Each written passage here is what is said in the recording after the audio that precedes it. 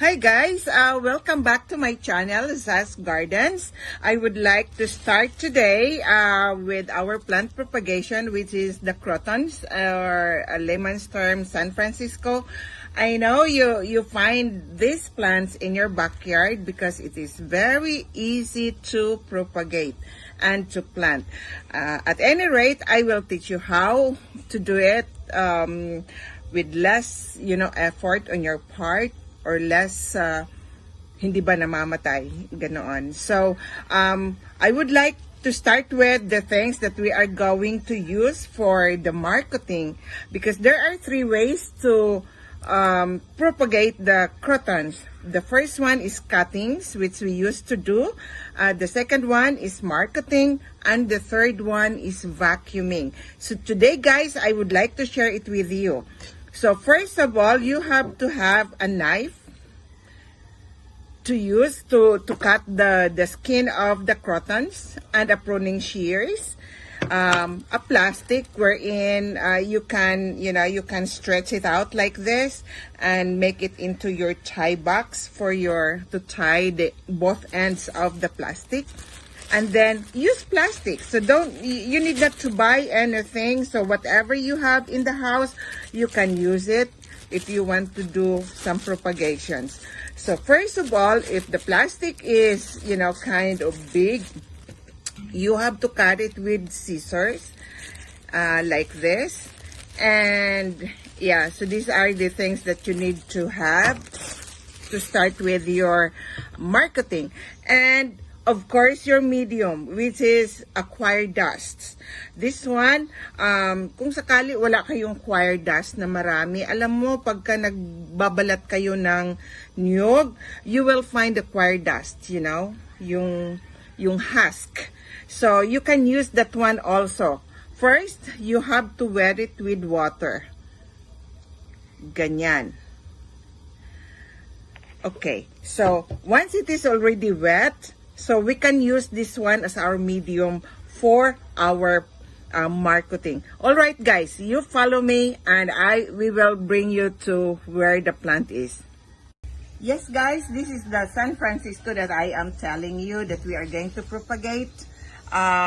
This may be not the same kind that you have in your backyard, but I think it's the same that you are going to propagate it that way. But anyway, this is it used to be from Thailand to start with this kind of plant, but I think you have it in your garden because this is very, very popular before. So we will go into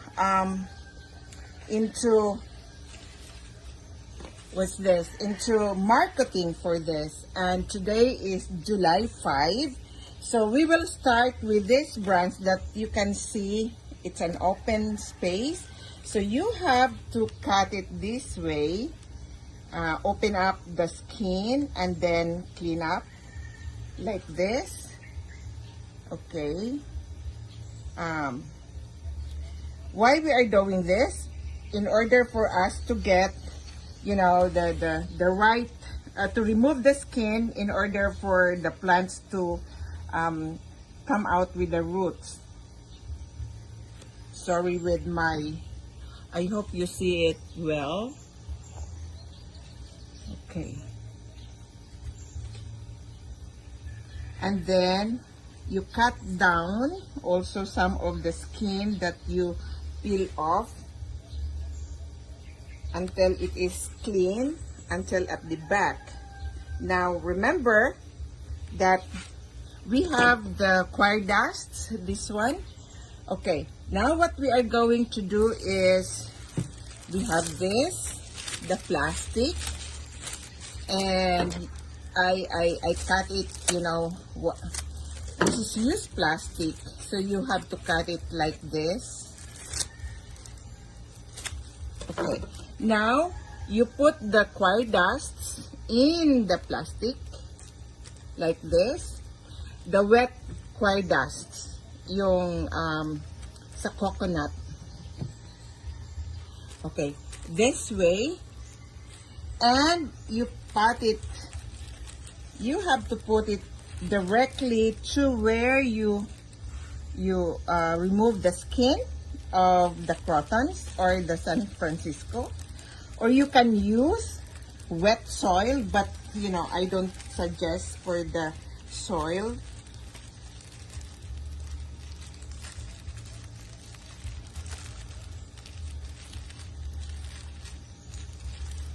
Like this.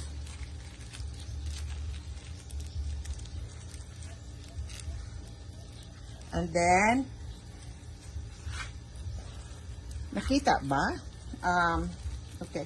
You try first the one under. Huwag masyadong masikip. Kasi para bang tao din na kapag ka medyo masikip, ano yung pagkatay ng masisira. So, ganyan lang, yung hindi masyado para makahinga ng kunti yung tanim. And then, bring it down like this. And tie it again down. And we have to wait for 15 to 20 days to root this one. Okay. This is marketing. This is how we do it. This is marketing using the choir dust. So that's the first one. And then the second one is cuttings, which you just cut this one. Cut this one.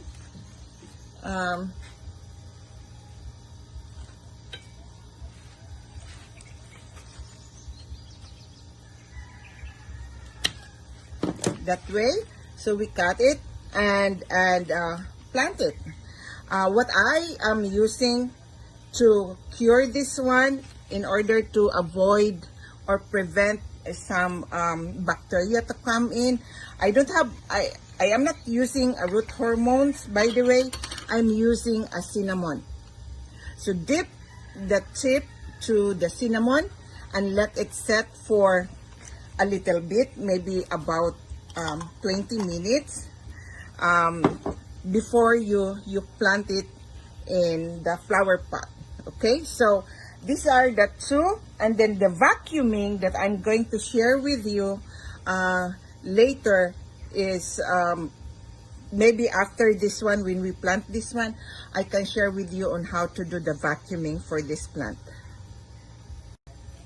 Guys, this is the one that we are going to use to plant this one.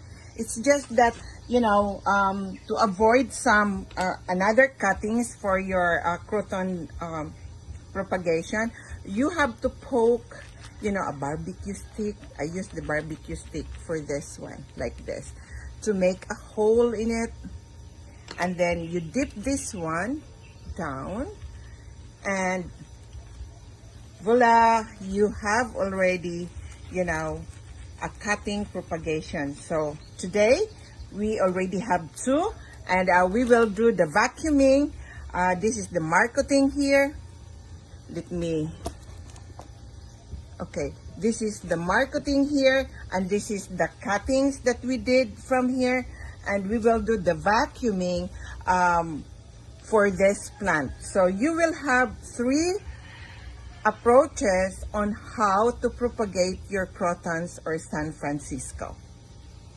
Now we're done with the two propagations that we have, which is marketing, the one here, and then the cuttings, which we planted in here.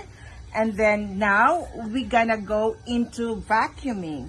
So first, we have to cut the tip of the crotons here, this big, and there's a sap, a white sap in here.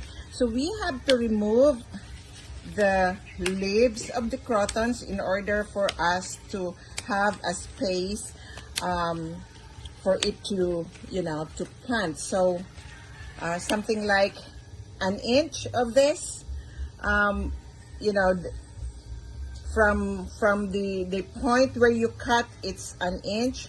So you have to remove the leaves that will hinder in dipping in or to plant the croton. So dip it with cinnamon powder. It will prevent some root rot because it is an antiseptic for the plants at the same time, and good for the human like ourselves. But anyways, yeah, so you make a hole with this one. Another one, it's a planting. I use garden soil, rice hulls, and acquired dusts here. So you have to put right away your crotons here, and okay, like this. Dip it and then press the soil to prevent some movement of the plants. And then afterwards, this is vacuuming. You have to put it in a plastic like this. You have to put them under the plastic. Not under, in the plastic, I'm sorry. Ganyan. Okay. And then,